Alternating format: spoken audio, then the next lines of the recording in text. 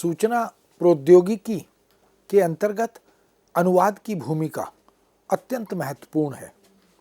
अनुवाद एक सेतु की तरह निर्बाध आवागमन के मार्ग प्रशस्त करता है। कोई अवरोध शेष नहीं रहता। वह एक संवाद स्थापित करने वाला सशक्त साधन या उपकरण बन जाता है। इसलिए दो संस्कृतियों को जोड़ने का, दो भाषा भाषियों को परस्पर जोड़ने का, दो देशों या राज्यों को जोड़ने का, दो अनुशासनों को जोड़ने का यह सेतु बहुदिशागामी है, बहुआयामी है। इस सेतु के निर्माताओं से ये उम्मीद, ये आशा की जाती है कि वो निष्ठावान हों, वो पूरे ईमानदार हों और एक शुद्ध संकल्प के साथ वो इस सेतु का निर्माण करें। इसलिए अपेक्षा, आवश्यकता यह भी होती है क्योंकि सूचना और संचार क्रांति के लिए जो संवाद स्थापित हो, जो भाषा का अंतरण किया जाए, वह निष्पाप हो, निर्दोष हो, स्पष्ट हो और बोधगम्य हो। अनुवाद के क्षेत्र में ये निष्ठा एक सीमेंट की तरह है। इसलिए निष्ठा का सीमेंट चाहिए, संकल्प का लोहा चाहिए और यदि ईमानदारी से इन दोनों का अनुपात न बरकरार रखा जाए, न ध्यान रखा जाए तो सेतु ध्वंस हो जाता है, टूट जाता है। और इसीलिए बात चाहे मीडिया के विभिन्न माध्यमों की हो या उनके साथ अन्य संबंधों की, चोली दामन का रिश्ता तो अनुवाद के साथ उसका रहता ही है। इसीलिए अनुवाद, अनुशासन, सूचना, संचार क्रांति, इन दोनों में हम देख सकते हैं कि मूल भावना, मूल उद्देश्य लोकहित का, जनहित का, राष्ट्रहित का और विश्वहित का यह उद्देश्य रहता है। और ऐसे उद्देश्य को यदि साधना हो तो निश्चित रूप से अत्यधिक सावधान रहना होता है, ध्यान रखना होता है। निहित स्वार्थ और स्वार्थ लिप्सा से, लापरवाही से, उदासीनता से यदि कोई कार्य हो जाए अनुवाद के क्षेत्र में, सूचना प्रौद्योगिकी के क्षेत्र में, तो बड़ी हानि पूरे समाज को, पूरे विश्व को, पूरे किसी भी देश को उठानी पड़ती है। और यह हानि युग युगांतर तक रेखांकित की जाती है। इसलिए सूचना संचार क्रांति के साथ साथ भाषा और अनुवाद का जो अटूट रिश्ता है, उसमें हम यह भी देख सकते हैं कि संचार कर्मियों से तथा इस क्षेत्र में कार्यरत अनुवाद विदों से जो अपेक्षाएं होती हैं, एक समान, एक रूपता, इसकी आशा की जाती है, तटस्थता की आशा की जाती है, ईमानदारी और तथ्यात्मकता की आशा की जाती है, यथार्थ परकता, उद्देश्य मूलकता और प्रभावात्मकता, इन सब तत्वों का विशेष रूप से ध्यान रखना होता है। जनसंचार माध्यमों में, अनुवाद में यह समान धर्मी गुण हमें देखने को मिलते हैं। दोनों के उद्देश्यों में, दोनों की रचना प्रविधि में और दोनों की रचना प्रक्रिया में हमें विशेष रूप से बहुत सी समानताएं देखने को मिलती हैं। मीडिया और अनुवाद की कुछ समान धर्मी सीमाएं भी होती हैं। जो सीमाएं प्रिंट मीडिया में हैं उनमें स्थान की यानी स्पेस की सीमा है, समय की तात्कालिकता की सीमा होती है, प्रामाणिकता जुटाने की सीमा होती है, दबाव में कार्य संपन्न करने की सीमा होती है, पाठकीय अपेक्षाओं या भाषा के अध्येताओं और ज्ञाताओं को ध्यान में रखकर सीमा निर्धारित की जाती है, बाजार तंत्र की भी सीमा होती है और क्षेत्रीयता के आधार पर मुद्रण आदि की अपनी सीमाएं होती हैं। अनुवादक को प्रिंट मीडिया की इन समस्त सीमाओं के परिप्रेक्ष्य में अनुवाद कार्य करना होता है। इसी तरह इलेक्ट्रॉनिक मीडिया में भी जो सीमाएं होती हैं उनका प्रभाव अनुवादकों पर स्पष्ट दिखाई देता है। वहाँ प्रसारण के समय की सीमा होती है, कुछ सेकंड्स का या कुछ मिनटों का या कुछ घंटों का, इस तरह से दिन का, सप्ताह का या माह का, ऐसे तमाम तरह के कार्यक्रम होते हैं जिनकी सीमा निर्धारित होती है।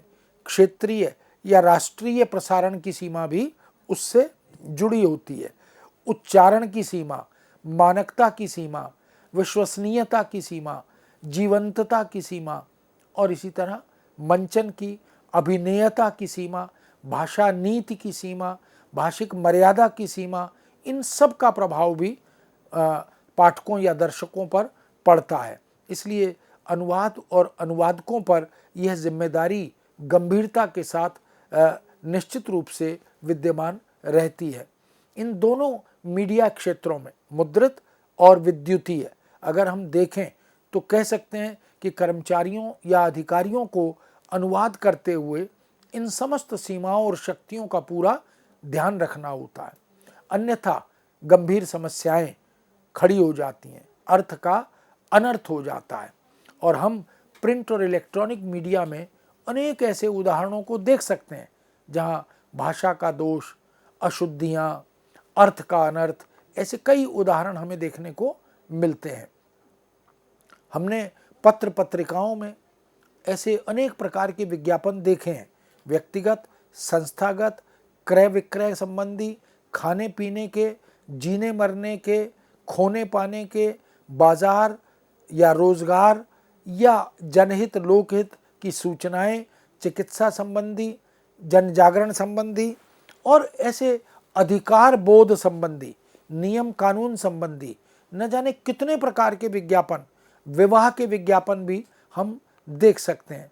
यानी विज्ञापनों में हम शब्दशय या शाब्दिक अनुवाद या अन्य प्रकार के अनुवाद, इनको भी देखते हैं।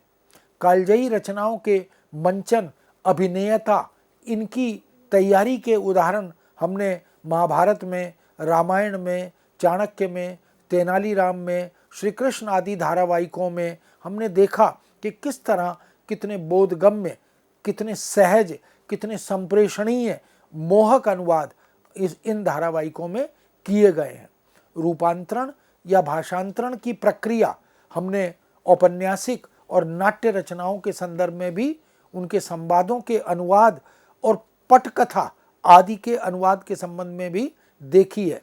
इसी तरह निर्मला, चरित्रहीन, राग दरबारी, मृगनयनी जैसे न जाने कितने कालजयी उपन्यास, हिंदी की औपन्यासिक रचनाओं पर बनने वाले धारावाहिक, ये सब इस बात के प्रमाण हैं कि अनुवाद की प्रक्रिया ने उन्हें लोकप्रियता दिलवाई है। कहीं संस्कृत ग्रंथों में, कहीं भारतीय भाषाओं की रचनाओं में स्रोत बनकर उनका पाठकीय, दर्शक और श्रोताओं की अपेक्षाओं के अनुसार अंतरण या अनुवाद, यह वास्तव में अत्यधिक महत्वपूर्ण बन गया है। उनकी प्रस्तुति इस प्रकार का प्रमाण दिखाई देती है। यही स्थिति सिनेमा आदि क्षेत्रों में भी हम देख सकते हैं। वहाँ भी संवाद, पटकथा, इन सब को इन अनुवाद के माध्यम से हम, एक तकनीक है उसके माध्यम से हम आगे बढ़ाने का काम करते हैं। कभी कभी मीडिया में अनुवादेयता यानी अनट्रांसेबिलिटी, इसकी स्थिति भी आती है। वह अनुवाद की और अनुवादक की सीमाओं की ओर ध्यान आकृष्ट करती है। किंतु मीडिया में अनुवाद का अपना एक प्रायोजित, सुनिश्चित उद्देश्य होता है। वहाँ श्रोता, दर्शक, पाठक आदि की अपेक्षाओं पर खरा उतरना अनुवादक की और उस मुद्रित माध्यम या विद्युतीय माध्यम की प्राथमिकता होती है। मीडिया माध्यमों की अपनी छवि, अपना गांभीर्य, अपनी भाषा नीति इसमें काम करती है। स्रोत भाषा और लक्ष्य भाषा, इनकी प्रकृति, वैयाकरणिक व्यवस्था, शैली तथा शब्द चयन की सीमाएं, यह भी वहाँ बाधा बनती है। विषय के अनुसार, अनुशासन के अनुसार शब्दावली का चयन, वाक्य का विन्यास तैयार करना और पाठकीय अपेक्षा, जिनके लिए अनुवाद किया जा रहा है उनकी अपेक्षा क्या है, इन सब बातों का ध्यान रखना भी अत्यंत आवश्यक हो जाता है। फिर भी हम देख सकते हैं कि सैकड़ों वर्षों से लगातार मीडिया, न्यू मीडिया, ये सब इस क्षेत्र में कार्यरत हैं। किंतु न्यू मीडिया के आगमन के बाद ये परिवर्तन, आधुनिकीकरण के बावजूद अनुवाद का आशय अभी लगातार बना हुआ है। हम यह परिवर्तन विचारणीय है कि वह अनुवाद अनुवादक कर रहा है या अब मशीन से या तमाम तरह के कार्यक्रम जो निर्मित किए जा रहे हैं उनसे किए जा रहे हैं। तब भी मशीनी अनुवाद, ऑनलाइन अनुवाद के बढ़ते साधन या प्रविधियां इस क्षेत्र में प्रचुर मात्रा में अब सहायक सिद्ध हो रहे हैं, यानी उनकी भूमिका भी अत्यंत महत्वपूर्ण बनती जा रही है। किंतु मीडिया में किए गए या किए जा रहे अनुवाद की अपनी गंभीरता है। वह किसी शब्द या प्रयुक्ति के गलत अनुवाद से, अमानक अनुवाद से बड़ा झंझट, बड़ा बखेड़ा खड़ा हो जाता है। इसलिए अनुवादक की यह जिम्मेदारी वहाँ तुलना में बड़ी होती है, क्योंकि जब हम संचरण से, संप्रेषण से जोड़कर समाचार को, घटना को देखते हैं तो वह देखने और पढ़ने वालों पर व्यापक स्तर पर असर डालती है। मीडिया की अपनी पारिभाषिक शब्दावली भी सुनिश्चित है। हम देख सकते हैं कि वहाँ चांदी उछलती है, वहाँ सोना लुढ़कता है, गिरता है, दालें फिसलती हैं, चना लुढ़क जाता है, तेल नरम हो जाते हैं, तिलहन गर्म हो जाती है, जीरा भड़क उठता है। ऐसे बहुत से प्रयोग हैं जो बाजार के अलग तरह से हैं और खेल की अलग भाषा, अलग मुहावरा, अलग तेवर, अलग शब्दावली है। वहाँ छक्के छुड़ाए जाते हैं, वहाँ धुआंधार बल्लेबाजी की जाती है, वहाँ धूल चटाई जाती है, वहाँ तेजड़िए मंदड़िए जैसे शेयर मार्केट की शब्दावली या अवधारणात्मक शब्द, इनका प्रयोग भी होता है।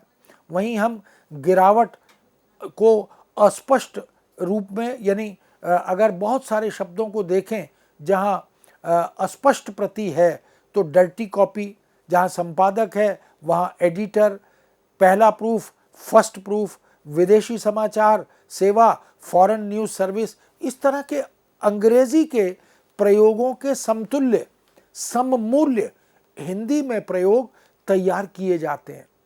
इसलिए सिटी न्यूज़ को नगर समाचार कहते हैं, नॉट न्यूज़ को, न्यू न्यूज़ को गर्मा गर्म समाचार कहते हैं, और कॉलम को स्तंभ कहते हैं, प्रचार लेख राइट अप्स को, यानी तमाम तरह के ऐसे मुखपृष्ठ हों, राइट अप्स हों, इनको सबको अगर हम देखें, जो सीधा प्रसारण होता है उसको लाइव टेलीकास्ट या लाइव ब्रॉडकास्ट कहते हैं।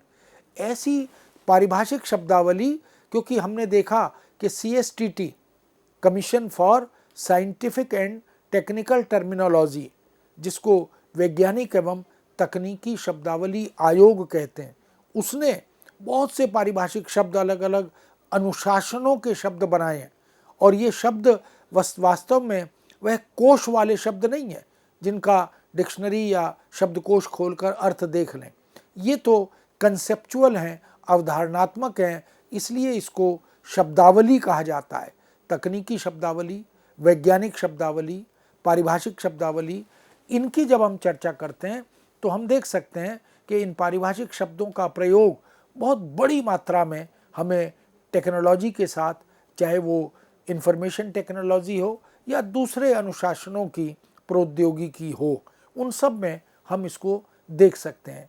मीडिया में खबरें, पृष्ठ इसी आधार पर वर्गीकृत किए जाते हैं, जैसे शैक्षिक सूचनाएं या खबरें या समाचार, सांस्कृतिक समाचार, देश विदेश के समाचार, नगरीय समाचार, स्थानीय समाचार, खेल समाचार, बाजार समाचार, शेयर मार्केट के समाचार, राजनीति के समाचार, अध्यात्म के, भक्ति के, दर्शन के, योग के, चिकित्सा के, महामारी के, अद्यतन अधुनातन विश्व की समस्याओं और चुनौतियों के समाचार, आतंक के समाचार, ऐसे बहुत सी खबरों को, बहुत सी जानकारियों को हम देखते हैं।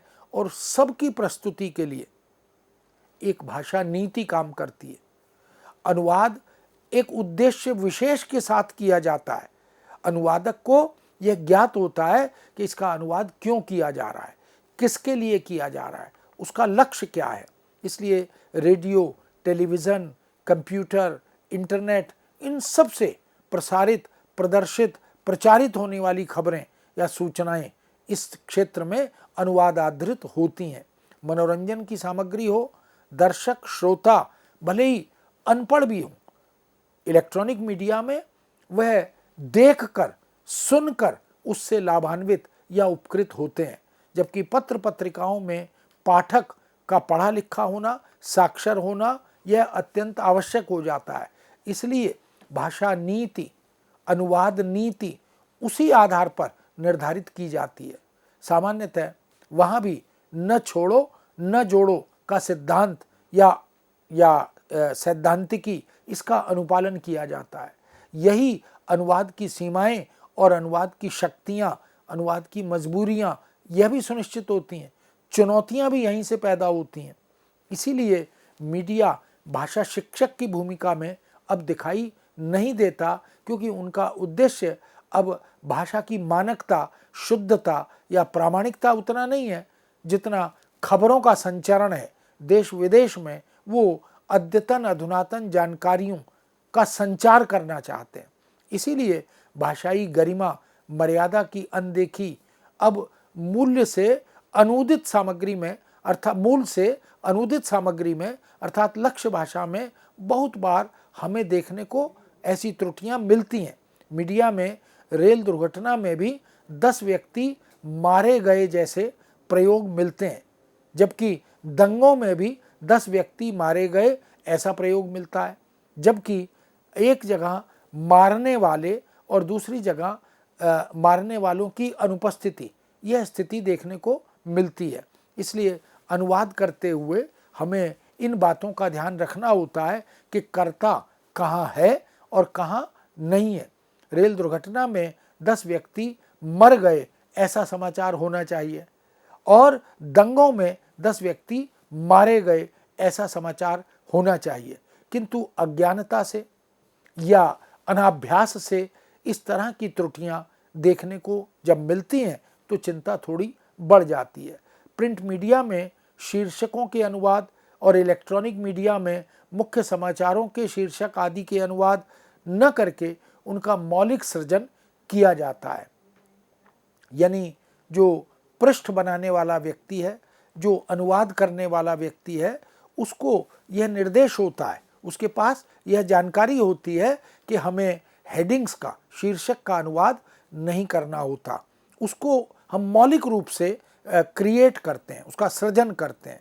जैसे कपिल की शानदार बल्लेबाजी, इसका अंग्रेजी में शीर्षक दिया गया big hitting bye Kapil Dev. अब दोनों के अंतर को हम देख सकते हैं, लेकिन जो कम्युनिकेटिव है, जो संप्रेष्य अर्थ है, वह काफ़ी हद तक मिलता जुलता है। चांदी में गिरावट का अंग्रेजी अनुवाद सेटबैक इन सिल्वर यह किया गया।